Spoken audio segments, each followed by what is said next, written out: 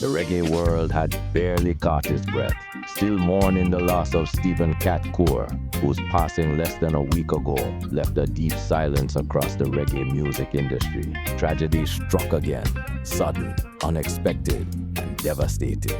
Early Monday morning, Sly Dunbar, the legendary drummer whose rhythms powered generations of reggae, was found unresponsive by his wife. Moments later, doctors confirmed what no one was ready to hear. The heartbeat behind countless classics was gone. Though sources close to Dunbar later revealed he had been unwell for months, the news landed like a thunderclap.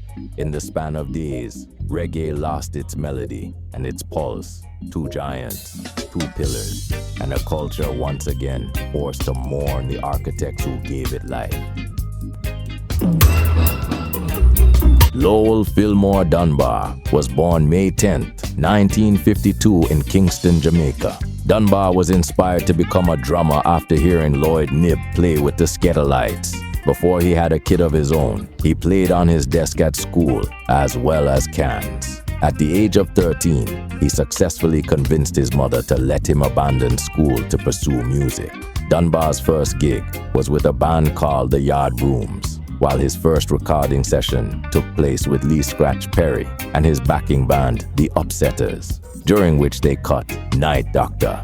In 1969, Dunbar played on the album Double Barrel by Dave and Ansel Collins, with the song's hit title track going to #1 in the UK. In 1973, Shakespeare saw Dunbar play at a nightclub and was immediately taken with his prowess. He recommended Dunbar for a studio session, and the pair hit it off. "The first time we played together, I think it was magic," Dunbar said in 2009. "We locked into that groove immediately. I listened to him, and he listens to me. We tried to keep it simple." Soon Dunbar and Shakespeare were playing with the Revolutionaries, the house band for Jamaica's Channel 1 studio, while also touring and recording with Tosh. Additionally, the so-called Rhythm Twins formed their own production company, Taxi, and spent the 70s working with major reggae acts like Gregory Isaacs, Dennis Brown, and Barrington Levy.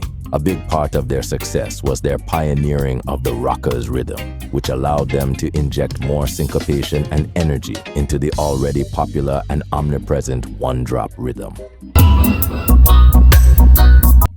Aside from Shakespeare, Dunbar played on some of the most lauded songs in the genre's history, including Junior Murvin's Police and Thieves and Bob Marley's Punky Reggae Party. That more energetic sound defined Sly and Robbie's work with Black Uhuru, with whom they linked in the late 70s as both rhythm section and producers. With Sly and Robbie's backing, Black Uhuru released several successful albums, including Red, Guess Who's Coming to Dinner, and Anthem, which won the inaugural Grammy for Best Reggae Album in 1985. Black Uhuru's success also led to greater recognition and more work for Sly and Robbie as both producers and session musicians. They worked on several albums with Jones, including her 1981 genre-smashing classic Night Clubbing, and played on 3 Dylan records, including 1983's Infidels. They also recorded with Mick Jagger, The Stones, Yoko Ono,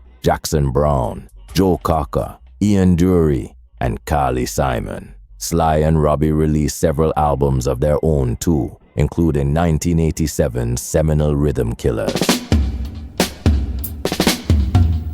During the 80s, Dunbar started incorporating electronic drums and samplers into his work. Speaking at a Red Bull Music Academy lecture in 2008, Dunbar said most Jamaican drummers were scared of drum machines, while he found them fascinating. With this new technology, Dunbar also helped usher reggae's evolution into dancehall. While the genre had been bubbling up for several years, in the early 90s, Sly and Robbie created the wildly influential Bam Bam rhythm with just a guitar loop and Bhangra-influenced programmed drums. There's no bass on the track.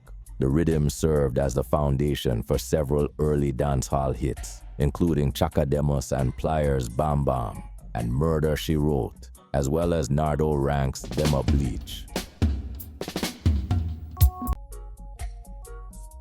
He and Shakespeare pioneered a bright and melodic take on dancehall, with Shaka Demus and Pliers in the early 90s, scoring hits with songs such as Tease Me and Murder, She Wrote.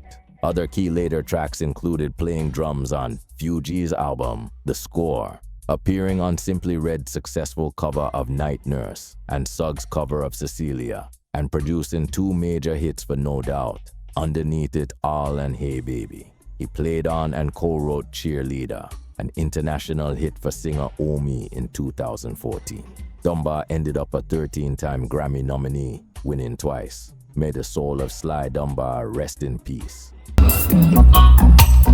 Thanks for tuning in to this episode. Until next time, I am Ras Levy. Blessed love.